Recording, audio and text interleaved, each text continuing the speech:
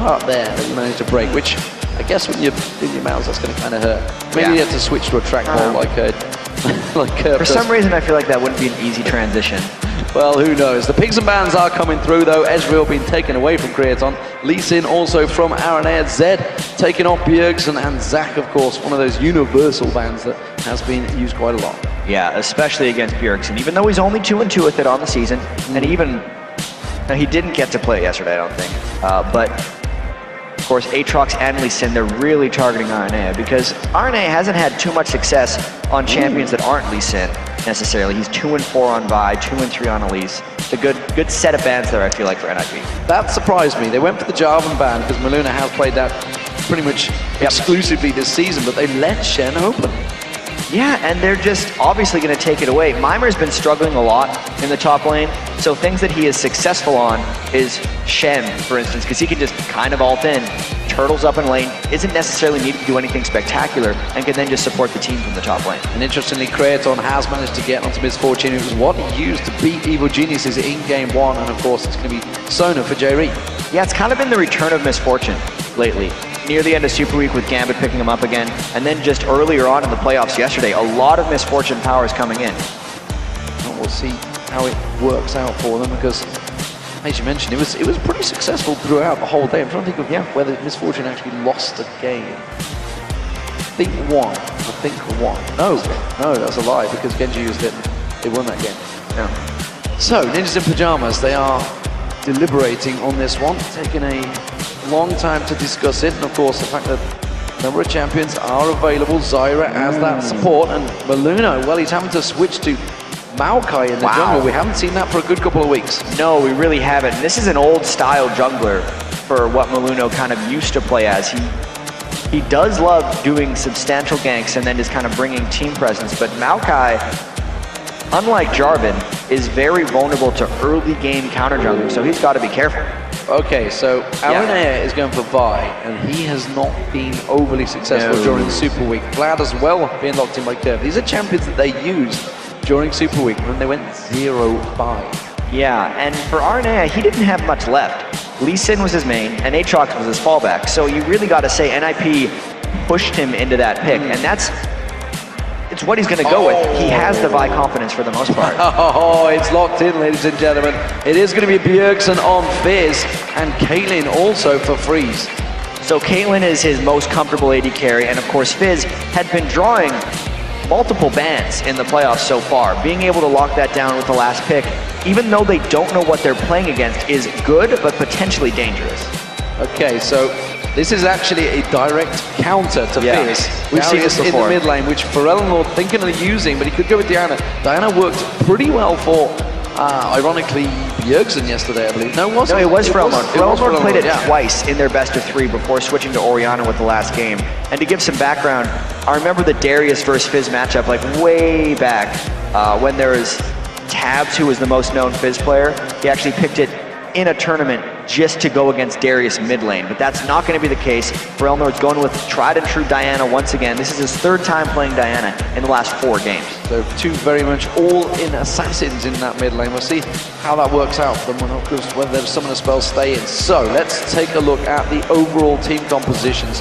There is a number of players on comfortable champions, but there's definitely some interesting choices in here. The fact that Maokai has now made an appearance, Maokai doesn't really synergize a massive amount with that, but there's a hell of a lot of dive by Ninjas in Pyjamas. If Fizz is going in, Twisted Advance, of course, from Maokai, and Shen could go in there at the same time. There could be a 3-man dive comp. Well, the thing for NIP is it is a 3-man dive comp, and then they have Zyra to protect Caitlyn, which is actually one of the best supports to do so. And if we look at alternate composition, it's incredibly similar to the thing they won with in Game 1. The actual only difference in the team comp is instead of Aatrox in the jungle, they have Vi. Everything else is the same from what they beat EG with yesterday in their 1 game. But the problem is, Aatrox was kind of a key part. He was fairly important in being able to dive in, but at the same time, Vi can still get to a target and knock aside people in somewhat of the same way. It's not as synergistic as the Aatrox was, but I actually feel like it still works in the same way of just picking out a guy and going for him. As you can see from the crowd shots there, it is pretty much packed house here in Gamescom in Cologne, Germany. And of course, why not? The German fans, they absolutely love League of Legends, and there's a number of other nations here. I've heard some English voices talking to me as well. It's good to hear an English voice now and again. I've heard some people from Canada or America. They're kind of the same in the sense that the accents come out. Oh, wow. People tell me I have a Canadian accent. I'm glad you said that. People say I have a Canadian accent. I don't really hear it. I don't think there's much. What are you talking about, man? A boot? What are you talking about, man? So here we go, ladies and gentlemen. It is going to be Ninjas in Pyjamas as the blue side and Alternate as the red side. This is the 5th place playoff position. This is to stay in Season 4. The loser of this will be going into the promotion tournament. Of course, they'll be facing off against the likes of Team TCM and Ninjas in Pyjamas. Well, maybe Ninjas in Pyjamas, but it'd be TCM and Copenhagen Wolves, who obviously was Ninjas in Pyjamas in previous match. Now, if you remember, Ninjas in Pyjamas were in this situation before. They had to go in arguably the toughest playoff against Samurai and Jeans. They will not want to do that again. No, they don't like that promotion tournament. And didn't Samurai and Jeans end up getting multiple players? Yeah, they kind of spread across, and they're pretty much in the LCS anyway. And ironically, were going to become Ninjas in Pyjamas, but instead, because the Wolves beat them, they joined the organization instead. Interesting story. Also, Alternate have been through that promotion tournament twice. They failed in Poland in Warsaw, and they were successful when we did it in Cologne, but it was a hard-fought fight for them. They came back from 2-0 down, 3-2. They will not want to go through that again. Yeah, and to top this all off, Alternate was one game away from falling into that tournament already when they were able to win that tiebreaker against SK. So both of these teams, even though they don't want to be in this situation, are very familiar with this type of game and this type of pressure on them. Just not on a stage this size for this game. And for Alternate fans, they must be in despair, because this is a team that went 5-0 at DreamHack. They were looking unstoppable. And honestly, for, 6 weeks, they held that #1 spot. Since the last few weeks have kind of crumbled a little bit as the rest of the team stepped up their game in preparation for the playoffs, as we saw with Evil Geniuses sort of returning back to their glory days almost yesterday in a very successful matchup against Ninjas in Pyjamas, against Alternate, sorry. We are seeing the blue buff start by Aranea, the red buff start out by Maluna. What I wanted to discuss was also the fact that Bjergsen has teleport. Yeah, he's going to be able to probably teleport into bottom lane whenever. They have the potential of doing the Shen teleport as well as the Summoner teleport to get pretty much any lane into a 4 to 5 man gank. It also gives them some sneaky versatility. I've seen a few teams pull this off where Shen will teleport down but not Fizz, which will make people think they can make a play somewhere else, and that's when Fizz is going to come in. It's giving them a lot of versatility as long as Bjergsen can hold the lane with no escape Summoner. Oh, look at that, the damage already on full. I know the Ignite was used out by Bjergsen. Bjergsen already using that burst damage. Going to be looking to try and punish this lane early. And actually, the fact that Diana was picked there kind of gives Bjergsen a bit more freedom on Fizz than he would ordinarily have against a long-ranged AP champion. Yeah, normally Fizz has to sit back a little bit. I know even though Fizz is picked as a counter to Ahri multiple times, a lot of times he'll lose his turret because early on he can't necessarily farm or deal with the lane. But since both of those guys are melee, it actually kind of makes the laning phase for both of them better. In fact, it'll make it a little snowbally in a sense that once one guy gets a bit of an edge, it's going to be very difficult for the other one to farm since they're always so close to each other when farming. There's a lot of pressure on that bottom lane. Maluna is heading down that way as well. And I want to talk about the two junglers. The fact that we have seen Maokai in here. Maokai is traditionally a bit of a support jungler, will help out and get those kills. Actually just using that sapling toss to check out that tri-bush and to make sure Aranea is not there. I'm actually a little surprised Jerry put the ward where he's seeing the sapling right now, because as Misfortune Sona, I would expect a little bit more early aggression out of that lane, but that just tells you how much they respect Freeze and Deficio in this lane and their ability to just kind of keep their range for Misfortune and not take any counter harass, therefore pushing it to the turret. See how Aranea does on Vi, because hasn't been overly successful. In a sense, a reasonably similar champion to Lee Sin in a way. I guess you're jungling away, you're going aggressive, looking for those kills. We did see, I think it was Sir T that played Vi earlier on in the week at Gamescom for the European Gaming in the International Wildcard Tournament, and he was actually fairly successful with it. Of course, the Assault Battery, again, as we had before, it was a similar matchup with a Vi versus a Fizz. He can just counteract it with that Playful Trickster. Yeah, he's not able to go for Fizz. He pretty much has to go for Freeze in these fights, because if he's going to be using a Vi ult on one of the tanks or one of the divers of NIP, it's not going to be very successful. And you're absolutely right, RNA has not had success on Vi. It's another one of these risky picks, but alternate, as we saw yesterday when they picked Karma top lane in a game that really mattered, they have confidence in their own picks, kind of regardless of if they've had recent success with them. And actually, if you remember, in fact, now I'm thinking back, BRTT was on Caitlyn in that game, and of course he went for that Banshee's Veil, and suddenly once he had that, it kind of shut Vi down. Yeah. And that would pretty much only leave Deficio, but that's not going to work anyway. As it is, RNA needs to make his presence felt early. Trying to get on towards Bjergsen, but already just slides away from that one. No problems whatsoever there for Lord. Didn't really get the help he required. Maluna's going to hold out that lane in terms of farm. Bjergsen had built up a bit of a lead, but that will just get balanced out. Creator's got to be careful he doesn't get caught by one of those Piltover Peacemakers. Used the 90 caliber net, didn't get the combo down though. Yeah, and J-Ree's running very low on mana. It just shows you how much NIP's been able to destroy this lane, making him go back to base already, almost doubling his farm. And this is kind of a touchback to our featured matchup here. Freeze is completely dominating Creation on the lane right here.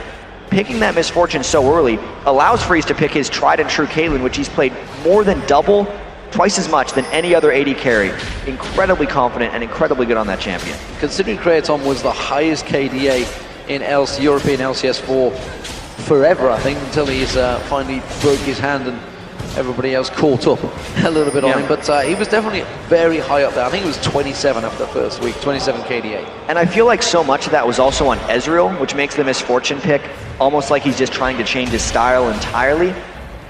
If he's going to play, you know, Misfortune the Creaton way is 12-3-6 against EG, it's because he sits so far back in the teamfight phase, so it kind of makes up for him not having an arcane shift like Ezreal does, and he's really just an ultimate bot and then really late fight cleanup. J-Ree, back in those early days, did use Fiddlesticks very early. Bjergsen going aggressive on towards Pharrell Nord here. Pharrell Nord using the moonfall. Oh, he might get him. Throw out their ultimate. He's going to catch on towards him. The Ignite should take it down. It's going to be first blood by Bjergsen. And that was just total domination by Bjergsen. As you can see, it was double Doran's ring to pretty much nothing on Pharrell Nord. Pharrell Nord hadn't decided to go shop, and they might go 2 for 0. Kraton having to use that barrier, flashes away, but the Ignite is ticking. It won't quite have enough though. They can't shove the lane quick enough to get to him. These lanes early on are definitely going NIP's way, which really makes it not a good thing for alternate, because we know RNA needs to be able to make his presence felt fairly early. And to get back to that Pharrell Nord Bjergsen duel, that wasn't even close. And the fact that Pharrell Nord picked Diana into a Fizz, it has to go better than that in that matchup for alternate to use that pick successfully. He must have felt confident in that pick. The fact that he countered, like you say, he countered into it, well, not so much countered it, but just picked into it.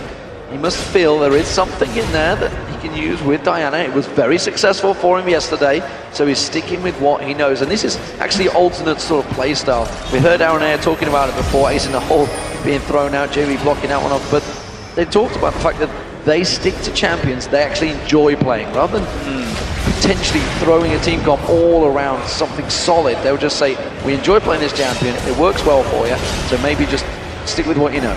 And there is a certain benefit to doing that in some cases, because you never want to play a champion you're not good at just to fit the team comp. But you got to be careful about it. If you're using your last pick, you need to be confident that you're able to counterpick, and especially in Europe, where last pick is almost always used for the mid lane, against a player like Bjergsen, who is incredibly important to NIP's success. Fromler's got to make sure that this Diana pick is actually confident. And honestly, he can do this against Fizz. Diana is not a bad pick against Fizz. He just has to perform. Bjergsen, you can see he had some great results on Fizz against Fnatic, 10-5-4. That was up against Peke in that mid lane, which is no easy feat. The highest killer, I guess you could say, in the LCS. In Europe. Got a massive number of kills. In fact, he's way ahead by about 40 plus ahead of anyone else. We'll be seeing, of course, Fnatic up against Evil Geniuses after this game concludes. This is a best of 3 though, and right now Freeze is dominating this bottom lane along with Deficio. 77 CS to 42. That is a giant lead now. And because NIP has been pushed up to this turret for so long, I was actually expecting RNA to come down and try that level 6 Vi gank, now level 7, because he has spent so much time just farming on Vi, as he did yesterday with Aatrox. And it's the wards that keep catching him out as he tries to go and gank, but he needs to make something happen with this Vi. Otherwise, he's just farming for nothing. Well, we're seeing Kerp and Mima in the top lane, and Mima once again falling behind on CS, but Bjergsen is up here to help him out. He's already used the Hemo Plague, so that's his ultimate gone down, and Mima's going to keep chasing on towards him. Has to back away from this fight, but Bjergsen could come in and finish this off. He's going to try and catch on towards Kerp the moment he comes out of there. Not going to be too afraid to dive towards his turret, but instead Kerp has managed to use that Ghost and pull to get away. Yeah, and it's a good thing Bjergsen didn't decide to dive through because he would have been flashed away. RNA going for it! Assault Battery on Bjergsen does use that Playful Trickster to get onto the turret. It's going to be a dangerous, dangerous thing to dive a Fizz on a turret, despite the fact that there is 3 members there. He has got his ultimate available. He can throw out that fish at any time. It'd be a great whale. I think he's not on the, not going to be popping out there. Instead, he gets a little poke on Pharrell, keeps him back in bay there. Playful Trickster comes around, keeps on bouncing the damage towards ultimate. They can't push his turret. Yeah, Bjergsen really doing his best to stop this, and they might think about going in for a 2v3. He's going to throw out, there's that great whale popping up there. Pharrell's going to be the target. He tries to get away. The Ignite should take him down. Maluno comes in and cleans up though. How's he going to be able to get away though? Alternate turn is back around. You're going to see the Vault Breaker from RNA. It forces the flash out. They could collapse on towards him. There it is. Kerp gets in. It's a 2-for-1. And NIP was trying to use their global presence. Mimir was about to ult in on Bjergsen as he finished off, so Alternate's ability to burst damage down onto Bjergsen was clutch in that exchange, giving them a 2-for-1. If Shen made it in, that could have been totally different. So a big bit of plays by Alternate, and honestly, checking all the lanes, it was a much needed play as well, but that's the first turn of the game. Alternate creating that situation up in that top area. Meanwhile, we do see Creaton and J-Ree, they are still struggling out in that bottom lane. It's 101 CS to 55 now. Yeah, that's and huge. that lane is really getting out of hand at this point. That is an almost unheard of matchup in a 2v2 in pro games, especially with someone who's known as strong of a laner as Misfortune. So we see Bjergsen back in that mid lane.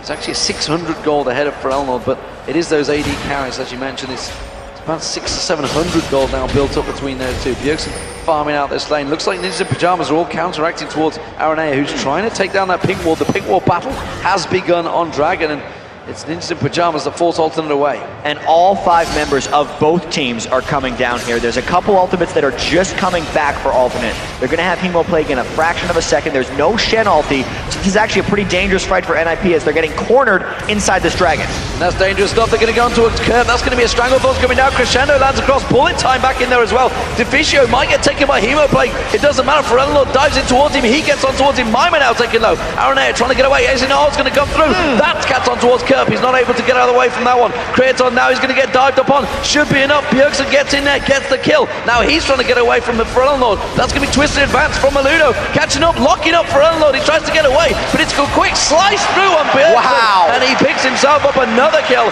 It's a 3-for-1 to Ninjas in Pyjamas. And that was just NIP showing how much stronger they were at this point. They forced that one and came out on top regardless of how much damage the Dragon had done to them beforehand. This is an incredibly bad sign for Alternate because they had everything up in that fight and seemingly the positional advantage, but NIP still came out on top, plus the Dragon.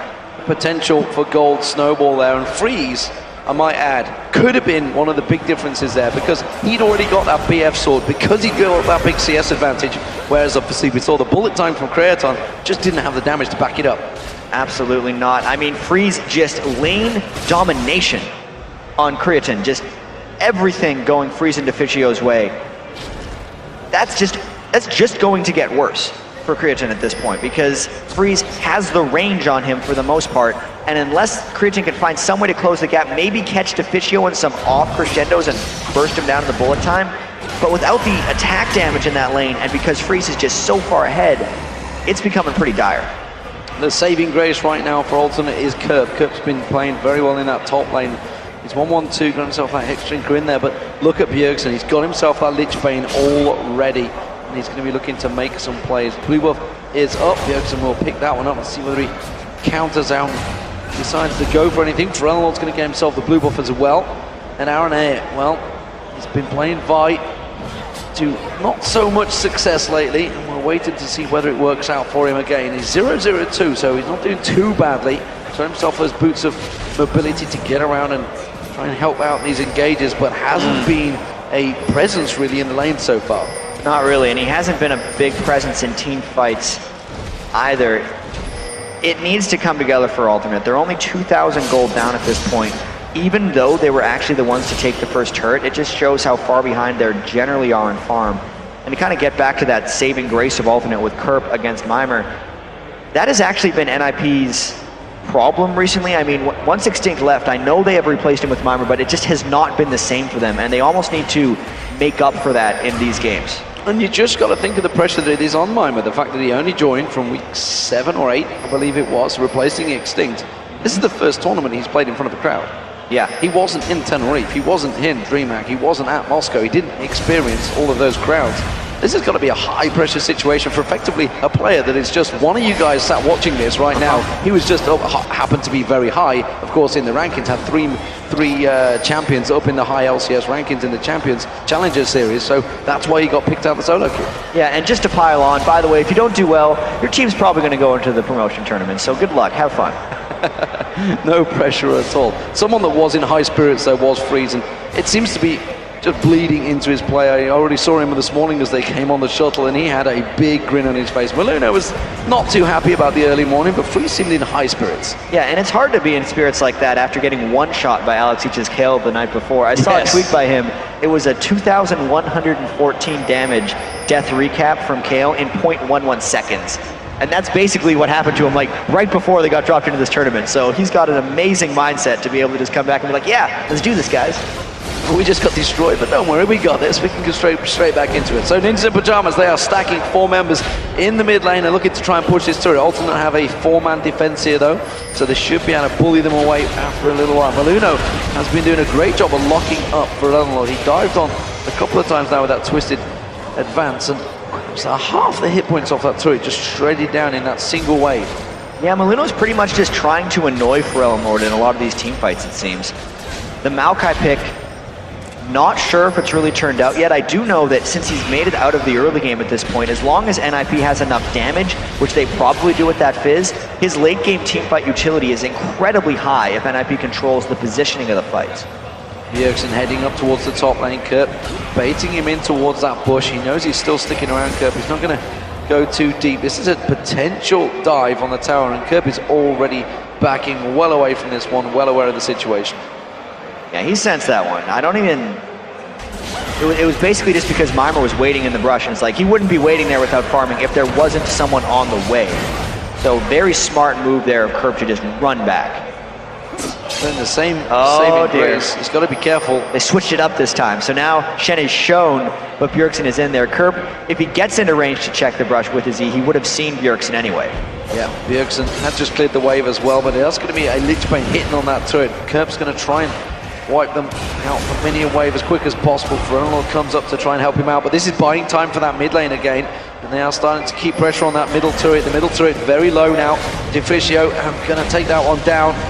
Freeze doing the damage. And keep in mind, if NIP wants to, they could actually get 5 people mid fairly quickly. That's why they had the Shen and the Fizz up top. I wonder if Bjergsen's going to try for something 2v2 here, even though Shen would have to ult in on him. He might go for it. He's been looking for a fight for a while.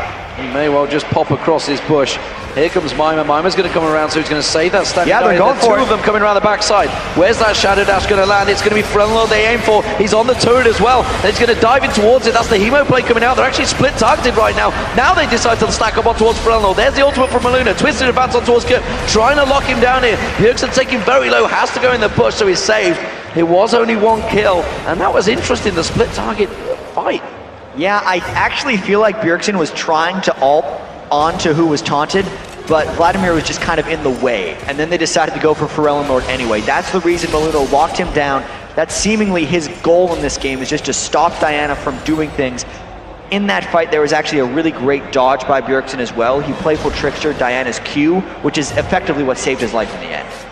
So Bjergsen on 142 CS to 124 for Lord, but more importantly 5-1-0, and that stretched his gold lead to 1,600 ahead of Lord. That is that needlessly large rod he has in his backpack. That is simply the difference right now, and that's going to equate to big items later on. And things are going great with for NIP as far as gold distribution goes, just in general. you saw there Bjergsen and Freeze were well ahead of every other member of NIP, and that's the way they kind of need to be, since Freeze and Bjergsen are completely relied upon in this team composition as being the damage threats. They picked a low damage overall team composition, 2 real threats here, and really a bunch of supports, but it's working out for them because their threats have the gold. Well, the Dragon is being taken by Alternate, and actually, into Pyjamas didn't really react to that one. They weren't in position, kind of caught out there, and that's going to be the first Dragon for Alternate. Now NIP, of course, took the first one themselves, so they were a little off on their timing there. Yeah, NIP just went back to base at the wrong time, which is a little curious since they had the exact timer on the last Dragon. I feel like they were just a little surprised at Alternate's ability to just go straight for the Dragon on the timer, since Alternate was behind and had previously lost a Dragon fight. They didn't think Alternate would just go for it straight away. Looking at the bottom lane, Mimer's been spending a lot of time just sat in the bush, waiting out the way there, hoping that somebody would come down here. He hasn't. He's just sitting in that bush. He hasn't been pushing the lane. I think they're trying to bait probably either Kerp down here or Frellenlord to see if they can get him split pushing. I mean, if you don't see him, is he really there? He is a ninja. Yeah. He should probably be farming. In all honesty, he's only at 105 minion kills, just has that Spirit Visage, and he's going to need to be a person who at least has an answer for Diana and Vlad in any split push scenario. I think he's just hoping that people are afraid of him because he's not shown. Now he's going to farm it. He was a little afraid of pushing up past halfway, I think. And just forces Frellenlord to back away from that minion wave, so he's going to be happy farming, keeping that split push going that we see Shen doing so often. Bjergsen does it himself quite often as well, and he is sitting waiting, and once again in that bush.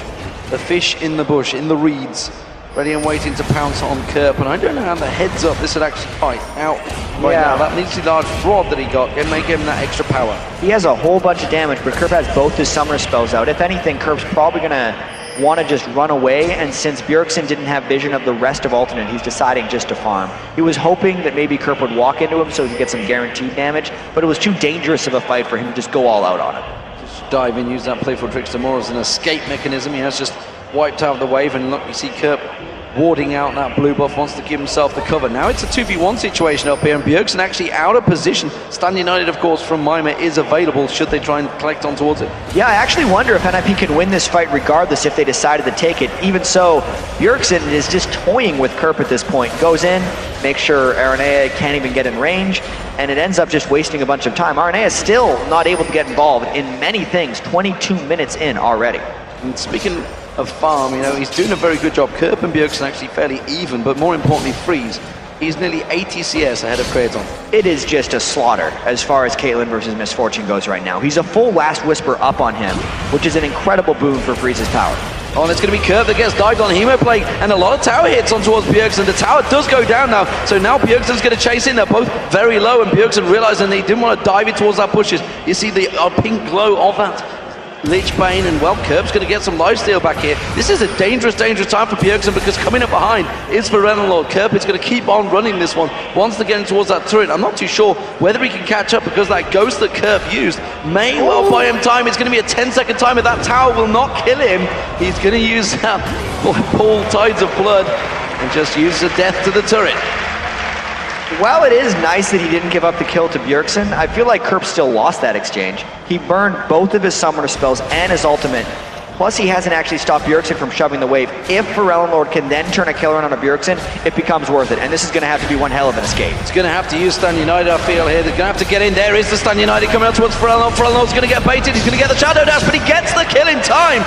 And now Frellenlord will just walk away. Will Mimer be able to put the damage down? I'm not too sure. But in the mid lane, there is action happening there, but it's going to be Frellenlord that gets caught out. The Shadow Dash comes on towards him. Has Mimer got the damage before he gets to the turret? I don't think he does. I think Frellenlord should be able to walk away from this one. Yeah, Mimer kind of showing there how he is a completely underfarmed Shen. Still no Sunfire Cape and cannot put a threat onto Diana, but there was the kill in mid lane and NIP trying to put down more damage. And now Aranea having to take a hell of a lot of beating that, so Freeze still keeping that damage down. No surprise to see J-Re going down in that mid lane from that action. So it was actually a 1-for-1, despite the fact it was in different lanes, but it was into Pyjamas putting the pressure on the mid lane. Yeah, it must have been a Maluno catch on Maokai or something to be able to catch J-Re and then just freeze his damage is so high at this point in the game. 235 minion kills, Blast Whisper and Bloodthirster, and he's really just still sitting on about 2,000 gold. Freeze is going to be taking over this game shortly. Didn't even use the crescendo either, so must have caught him off guard or simply locked him up in time that he couldn't do anything about it. Gold-wise, well, look at that. It's 2,300 advantage for Freeze right now. In the mid lane, of course, it's a 1,500 gold advantage for Bjergsen as well. Even the junglers actually is Arnea and heading gold because he's just been farming for so long. 137 farm is actually pretty significant for Vi, and Vi does do well with large amounts of farm, so we can't necessarily call alternate out of this one yet. As well, the last time they ran this composition, they went with the double aura items as well. We got to see a Locket of the Iron Solari on Arnea and also a Will of the Ancients on Kerp. Kerp still has the opportunity to go for Will of the Ancients later, so they might make up some of this gold deficit if they can force team fights with their aura items like they successfully did against EG in their victory yesterday. Well, Mimi now has that Sunfire cape and he's continuing that split push, and Ninjas in Pyjamas, they are continuing to do like a double split push strat here. They're thinking of going off towards alternate, dragging up in 10 seconds time. This time, Malino went for the twisted advance though and cancelled it out. Yeah, he lost vision right as he was going to start it, so he didn't actually start following. That was, you know, as close as you can get to starting the fight. Yeah, he definitely went for that one, but it's going to be the dragon going down incredibly quickly there. Ninja Pyjamas took it so fast. Oh, that's going to be the ultimate thrown out. It is going to catch on towards Lord. They dive straight in. Ace in the hole coming in as well, but quick protection comes out. Lord will escape. Yeah, that was just a full run from alternate, especially once the Shark landed on Lord. It ends up burning the flash. Obviously, the Shark's coming up before that, and NIP got the dragon out of that whole exchange. So really just the last two dragons have been about whoever thinks of it first. They're just the ones who know the timer and decide to go for it, because alternate, even if they wanted to contest that, weren't necessarily in position. Bjergsen will be taking blue buff for himself. Arnea is taking the red. See whether he manages to get involved in one of these fights, because I feel that Arnea is going to have to dive in, have to try and create something, because he's got Aegis of the Legion in there now, so the Iron Locket will be following soon.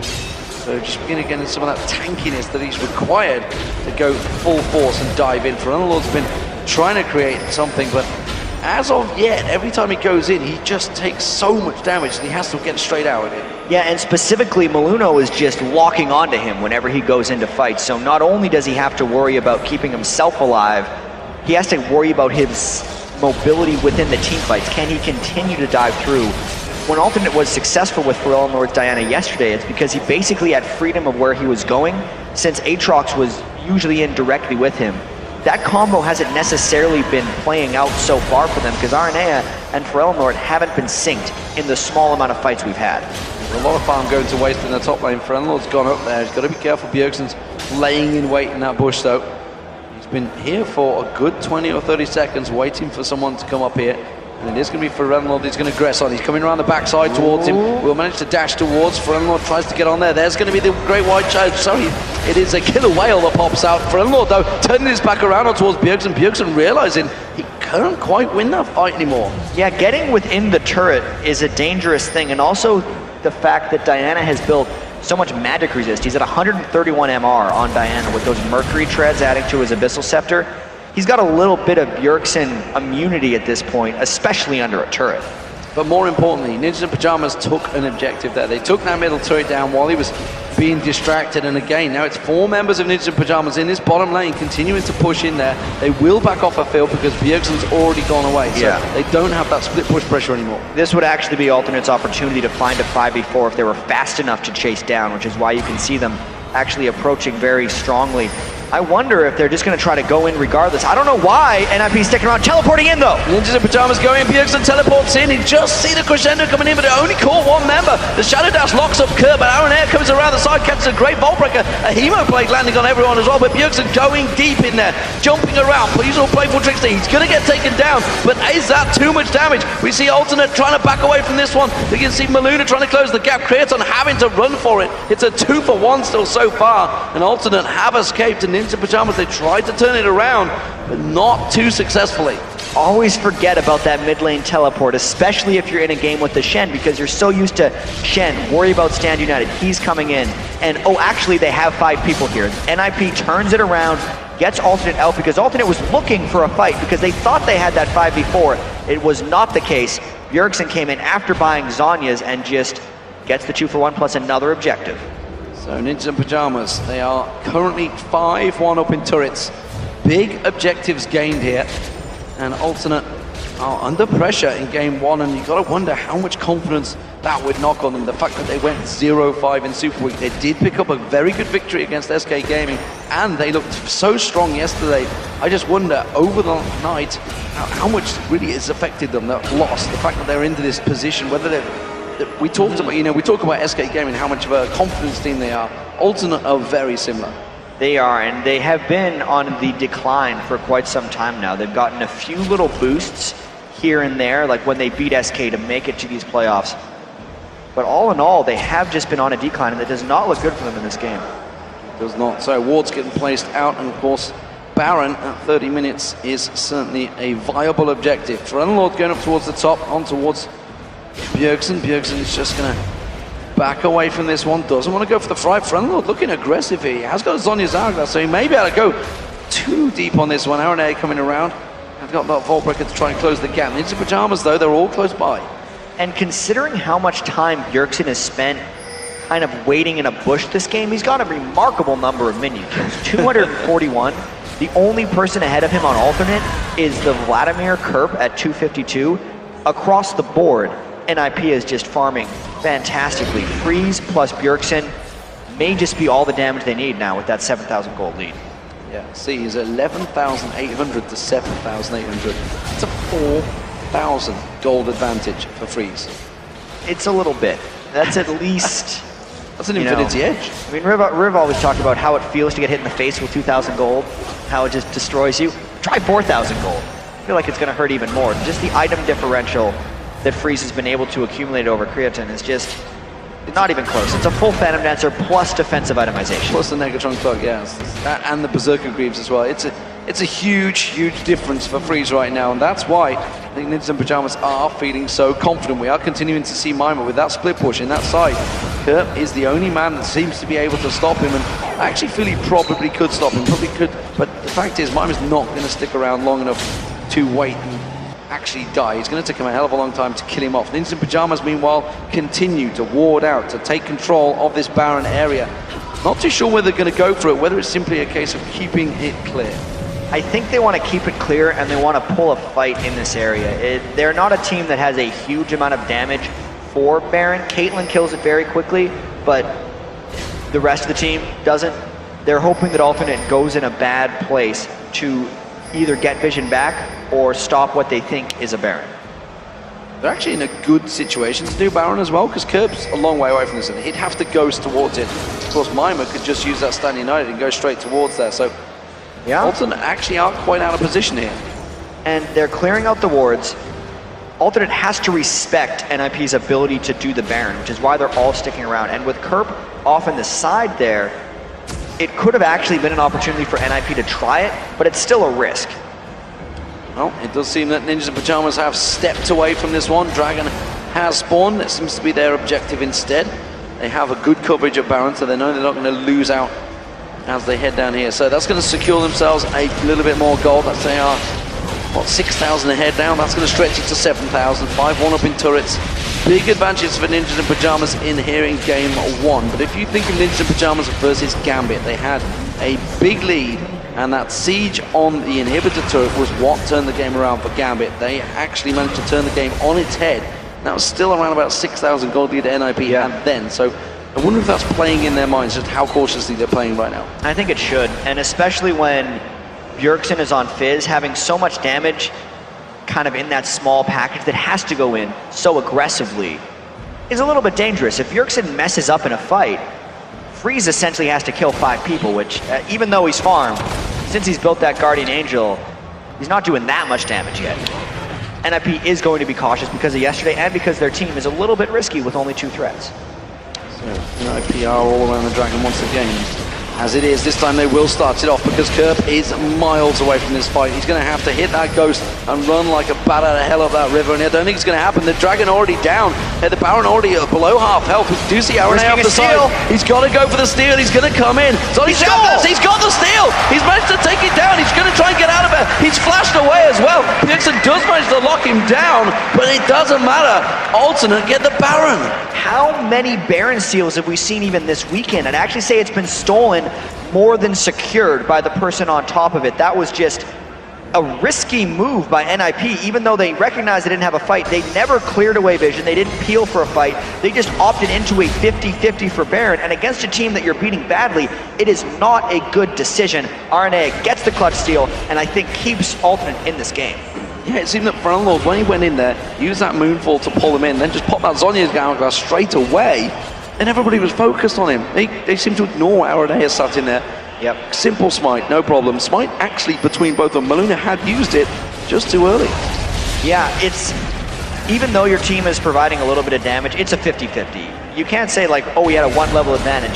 It doesn't matter. You're smiting based off of a little bit of guesswork and a little bit of just health bar watching. If you just watch the health bar actually when you're trying to smite Baron, you're generally never going to get your smite off because so much damage hits around the threshold with which you want to smite that you have to guess it. You have to predict how the Baron's going to get spiked, and honestly, you have to smite early because that's usually going to be how you get it. It was just a little too early for Maluna. So Kraton, he has to play catch up here. He has to get himself relevant back in this game because Freeze is now 130 CS ahead of him. And that is a giant lead. You can see in terms of, it's basically a full Guardian Angel right now.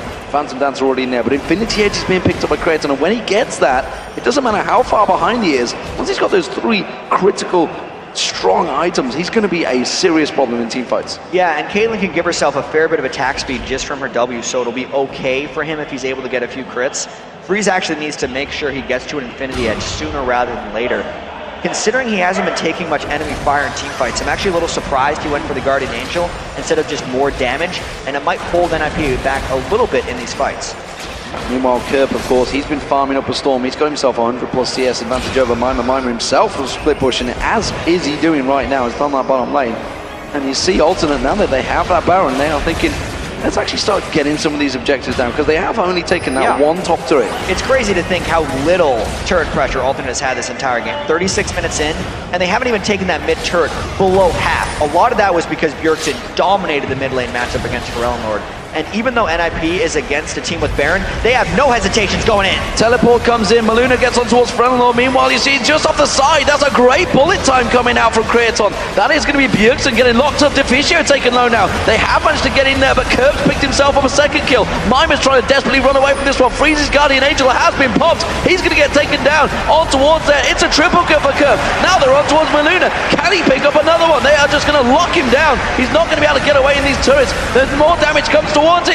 It's going to be Jay Ree that picks up the kill, but that will be the outer, the inner, and possibly the inhibitor for Alternate. And they're just going to keep going because these death timers are monstrous. We talked about how dangerous a team fight can be when you only have 2 real damage dealers. Bjergsen went in a little too deep, got focused down, and then NIP had nothing left. Alternate had the Baron as well and just ripped through NIP.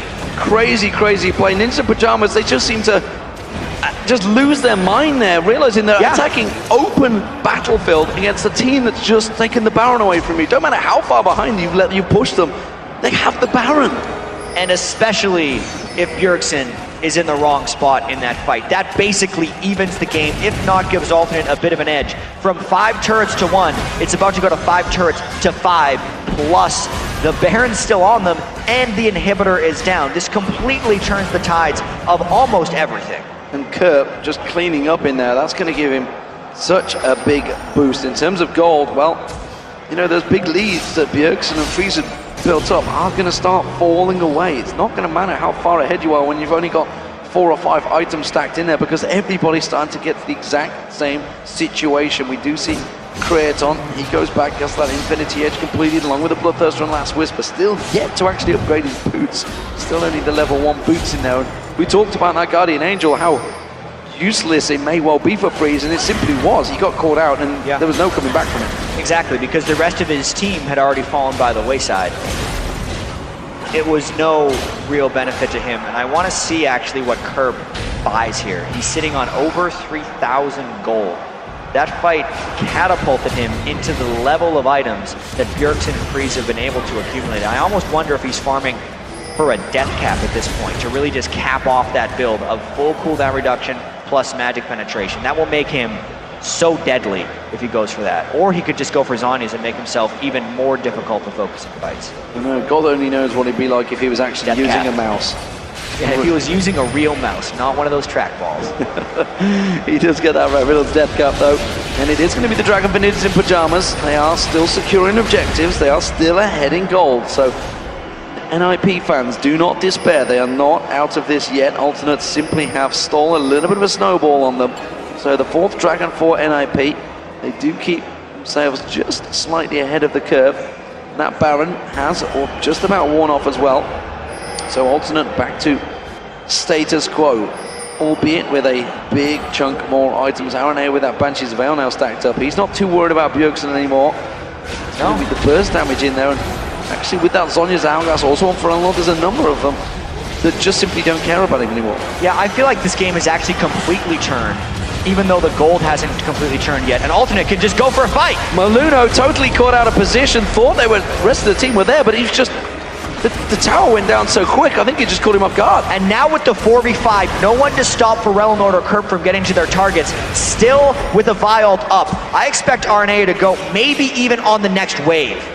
So Mima already lost over 1,000 hit points, gets caught again. He's down to half health, and he can't really stick around, but if he backs away, then you can see Alternate just coming straight in. They're going for it anyway. They're going to try and push on towards the inhibitor turret. You can see Ninja Pyjamas, they have to be so cautious. They can't fight for this inhibitor. They've let the turret go, and they're not going to just put any damage down here. It is going to be Alternate that come in and take the 2nd inhibitor turret of the game. It just went from bad to terrible for NIP at this point. The gold doesn't matter. They're down 2 inhibitors, and Maluno isn't doing stuff right now. If he's not initiating on priority targets and going in, the team is struggling. And after losing 2 inhibitors, still not having your jungler up, they're giving up another Baron. And if that Baron was enough to turn it the first time when Alternate was down 5 to 10,000 gold, now that they're even in gold, it might be over. Look at the player cams, the faces. We talked about how Alternate are a confidence team. Since that Baron steal, Araneo is literally jumping up and down in that chair. He is bouncing around. He is shouting the orders. He is the captain of the team, and he is non-stop communicating. Big smiles on the faces of Ferellenord and Creaton. They know that they have managed to steal this game from the depths of despair back into it, and they have such a strong lead. The Ninja Pyjamas are going to be wondering what the hell went wrong after this. Why did they go for Baron? Yeah, that's what went wrong. They went for Baron when clearly RNA was in range to steal. It's such a risky move. They didn't need it to control this game. They had the lead. They built it for themselves. Look at that farm. The way they built the lead is still showing. There's 430 CS on Freeze to 271 of Creatine. But at this point, who cares? You're going to be taking so much damage from the team with Baron taking down your team. There's 2 inhibitors down. Alternate can just push up this 3rd one. And Maluno needs to find the cleanest of initiations if NIP wants any chance here. Alternate can take their time or go. It doesn't matter for them because the super minions will force someone from NIP back unless NIP goes almost immediately.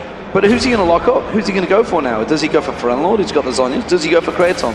Creaton himself is not really the damage threat. It's Kerp that's the problem, and Kerp's not someone you're going to twist his advance onto. Yeah, this is trouble in a lot of ways because Kerp is one of the, if not the main damage threat for him. He had 200 ability power when he picked up that triple kill, by the way. Now he's at 604. He's a bit more threatening now than before he got the triple kill. And they are fighting for this inhibitor. They're trying to defend it. Aranea in there, though, still got that Banshee's Veil. Nobody popping it. And they NIP trying to bully them back, but I feel that Alternate are just about ready to pull the trigger. Any moment. At the same time, NIP might just be forced into them, and that's what Alternate's waiting for because they're slowly getting that inhibitor down. And if NIP goes into Alternate, then Alternate has the edge. Mima comes across, gets on towards Kerp. The Stranglethorns is going to do a good bit of lockup. The Great White will pop up. There's going to be a Kerp down. Kerp down. That's the big deal. Bjergsen goes in, but he gets locked up. Alternate still might turn this one back around. Mima's going to be the front-loaded tank target there. We saw the Deathfire Grasp getting fired off, but he isn't going to do enough. And Ninja Pyjamas still backing away from this one. It's still a 4-on-4. The main damage dealer of Alternate down. But here's the risk. When Bjergsen dies, Freeze has to kill the whole team, and I don't think he can do that. Alternate's still pushing in. They have the Baron regen and the heals of Sona. NIP re-engages. They catch on towards Ferellenord. Zhonya's Hourglass had to be used. They do catch in towards it, but Aranea, look at Creaton. The bullet time coming across. Aranea taken so low. J-Reed getting himself a kill on Deficio, and this is still dangerous play. There's the ace in the hole from Freeze. Catching on. Ferellenord going to run away from this one. Alternate dissing disengage, and Ninja Pyjamas hold on just a little bit longer. Well, Freeze almost did it.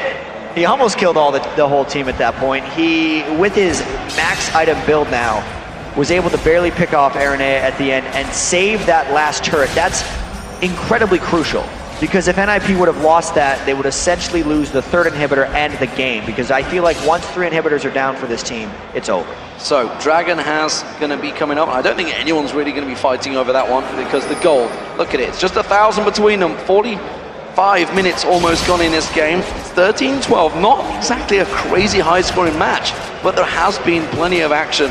And as it is, this is so tight between the two. We saw, though, they have the ability to lock up and kill Kerp at the start of the fight. They just need to keep Bjergsen alive after that. Really, whoever Mimer lands his taunt on, they do have the ability to blow up. They were in a very similar situation yesterday against Alex Each's Kale, where they did it 2 fights in a row and were able to just completely take him out. Well, Infinity Edge now on Freeze as well. He has full build, effectively. He has everything he needs. Kraton, in the meantime, he's gone for a Spectral Crown in there, so he's worried about Bjergsen more than anything else. And why not? Because Kraton now is a damage threat, despite the fact he's 0-1-6. Hasn't been overly involved in getting those kills, but now, after being so far behind, he still is. Still nearly 200, he's nearly 200 CS behind Freeze. That's pretty incredible. Yeah, it has not been a good game for him, but he's made the best of a bad situation. Alternate now trying round 2 on this very low turret, still having 2 inhibitors down, meaning NIP will have to peel back to clear minions unless they go almost immediately. With that inhibitor respawn, if NIP doesn't go in on the next wave or peel back very soon, they're going to lose the inhibitor that just respawned, or even some Nexus turrets. That's why Maluno's going in, or thinking about going in, and Alternate sitting so far back. Yeah, I'm just waiting for Maluno, I think. Waiting game. Once again, it's going to be Kurt, but look at that. They only need a couple of shots. If Kraton could get in, just get a couple of shots on towards that turret, it will go down so quickly. And there's super minions in that top lane, in the middle lane as well. The inhibitor on the top lane actually being hit by a bunch of minions. So Ninja Pyjamas, they are just being baited into this one. Alternate happy to hold on this fight. Yeah, they're losing their inhibitor right now. That's why Bjergsen's going, and that's why Alternate gets the turret. NIP trying to turn it back around, goes for the fight. Twisted Advance goes into the pool, and that's going to be Strangleborn's down. That's a very good engage by Mimer, getting in towards it. Vault Breaker from Aranea does manage to get on towards it. Deficio taken so low at the back there. Bjergsen gets in, gets Kraton down. Stan United on towards Bjergsen. Is it enough to save him? Here comes He Freeze. gets the Playful Trickster, he gets away. Kerp goes down, now Freeze on towards Frelnord. Frelnord trying to turn this one around. He goes aggressive on towards Freeze, but he hasn't got enough damage. Freeze picks himself up the kill. Freeze now chasing on towards Jerry. Jerry's going to flash across, and he gets away. Ninjas in Pyjamas hold out much longer, but no. Can they take down? Oh! No! Bjergsen's baited everyone away from the turret. The Nexus turret on nothing. That last minion was going to hit it. And Bjergsen saved it with a Playful Trickster. And they get a 4-for-1 hold. They did lose another inhibitor, so it's 2 inhibitors down once again, but they have a small window here. Freeze can kill turrets extremely fast. Maluno is thinking about tanking it with his face. They're trying to get an inhibitor back to maybe re-equalize this game a little bit. Can they get the turret down quick enough? That's the question. J-Re's going to come up. He's got 15 seconds to be on some alone time here. Mimer will come up and tank it out as well. Remember, Baron is up in 30 seconds, so this is dangerous play. NIP, because they're going to be low after this, and Alternate could just turn it around, run straight for Baron. It is going to be the turret down. They're not going to have the time for the inhibitor, though. And they don't get the inhibitor, plus I think they lose the Baron as well. Even if they would have gotten an inhibitor or pulled back sooner, being down 2 inhibitors makes it almost impossible to leave your base to realistically contest a Baron. I think this just goes to Alternate if they decide to take it. Well, they don't really have the ward placement either. It is only Deficio with wards, and he's not going to get close enough. Alternate are basically going into this one. They're blind as well, to be fair. They have good ward coverage now. They've just managed to defend it out there, but it is going to be the Baron going down. It's Alternate that will pick it up. Ninjas in Pyjamas are sticking around a little bit close to this one. Mimer's in there. NIP want to contest it. There may have to be a peel from Alternate here. This is a incredibly risky contest. Because NIP was just pushed out of their base, the super minions are not hitting down their inhibitors yet, but they could be very soon. What's actually happening from NIP here is Bjergsen's taking out super minions in mid. If Freeze could get over to the other lane and keep super minions back, NIP could actually realistically hold this. This is very smart play by them. Bjergsen's going straight for the inhibitor. It's just gone straight for it. Beeline straight on there. J-Re's caught out! And J-Re's taking so low, he gets there. There's going to be the crescendo, but Freeze is cut out. The assault and battery, will it be enough? The Guardian Angel's All going to their come damage up is gone. They speed. It's a teleport coming in. Bjergsen's coming in the back line. That's going to go on towards Freeze. Freeze gets away from it. He's still alive. In there, Kratos going to get taken down. Bjergsen gets back on towards him. Ferrell's taking so low now. Curb's going to get away. Has to pull away from that one. Ninjas in Pyjamas so low. Ace no, he runs on towards him. It's a dunk from downtown. Bjergsen gets in, and would you believe it? It's a 4 for 0. From nothing. Alternate had, NIP had almost no chance of making anything good happen here. And now with so many dead, it looks like Freeze is just gonna try to go for the base. Bai is also trying to backdoor while Bjergsen defends. This is madness. Super Minions did manage to take down a Nexus turret for Alternate. They're also on the inhibitor down the bottom. We see Arane is on the inhibitor. Bjergsen's heading towards him. Arane is not gonna take that down quick enough. While Freeze and Maluno, they're on towards the inhibitor in the mid lane of Alternate's base. 40 seconds on most priority targets for Alternate here. J-Re only has about 10 seconds left. They're gonna go for this one. Mimer and Maluno can tank this one out. No, they decide to just clear inhibitors. They cannot finish the game. Instead, they're just gonna try and take a little bit of glory. Remember, Aranea is back here. J-Re's respawned now. Yeah, he's gonna buy time. They've got to be careful. They are gonna back away, because remember, the Baron is still up. That is still a viable target for both teams. Oh my God, NIP just did that. So after losing a large portion of the game off of a bad Baron play, they make a tremendous play in the Baron area to get a fight with inhibitors down. And could it happen again? Could RNA go and steal another one? Because he has a chance. Wow, he is off the side. Bjergsen's going to go towards him, throws the great white shark towards him. It's not a great white shark, it's a killer whale. Nevertheless, it is going to be a Mimer gets on towards him, and RNA is going to back away. The Baron will go down. It's Ninjas in Pyjamas now that have the Baron buff. So they learned from their mistake in that case, and they put harassment down onto Aranea. They made sure he couldn't jump over, so it was an uncontested smite for Maluno. And yes, they lost another inhibitor. They might actually have to wait a little bit longer, because these minions and their base are in an amazing amount of danger. They can't actually leave safely without it. They're still not out of the woods yet in this game. So, Runlord takes down the Dragon, which is going to keep the gold within stretching distance, let's put it that way. It's going to be a 8,000, well, about 7,000 gold lead, but when we're talking 80,000 to 72.9, it's all about the death timers now. The gold isn't such a huge deal. It is only the second Dragon of the game, though, for Alternate, but the item stacking across the board. Looking at Freeze, he sold his boots and picked up a Zephyr. Even more damage. This is the true 6-item AD carry at this point. As much possible damage as he can be kicking out. And he's just trying his hardest to carry this game. It's amazing that he lived through that last fight when he basically got caught up by a whole team. Him and Bjergsen are doing all of the damage for the most part, because Mimer, Maluno, and Deficio are all about supporting and utility, which is one of the big reasons Freeze was able to stay alive, is because they had so much there to help him out in team fights. It still just means this game is ridiculously risky and still up in the air. Speaking of team fights, it's incredible to see the kills and assists spread, because you can see that Mimer and Maluno, they've been involved in 18 of the 21 kills that have happened in this game. 16 of them, of course, Bjergsen in there as well. It's incredible how NIP effectively have just simply fought as a team the entire time. Alternate, I guess you could say in the same respect, are pretty much in that same boat, because for Unlord has been involved in 12 of the 13 kills for Alternate, and Alternate at the moment still have a pretty good position. They can see the waves. There's no one pushing close. So this Baron is just simply timing out on NIP right now. And NIP basically needed that Baron to recover their base.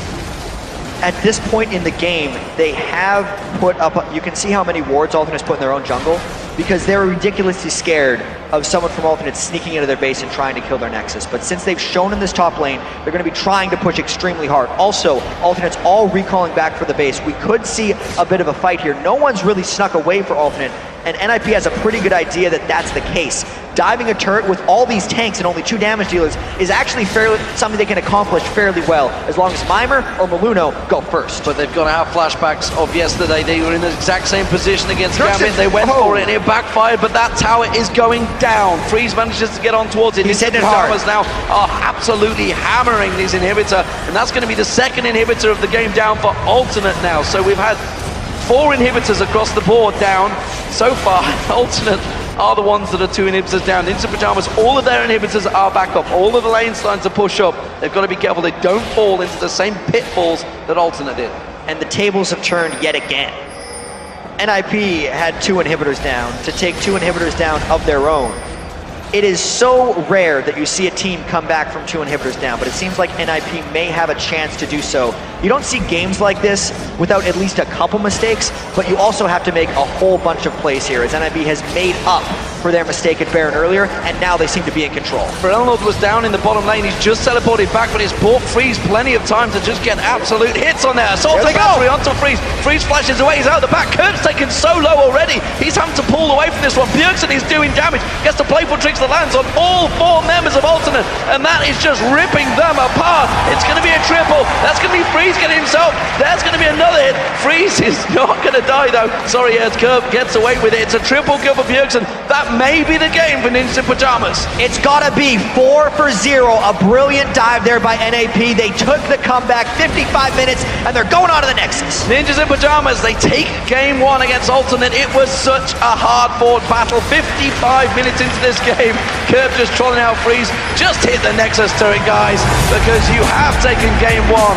But boy, did they have to fight for it. What a comeback. And what does this mean for the next game? These guys played close games.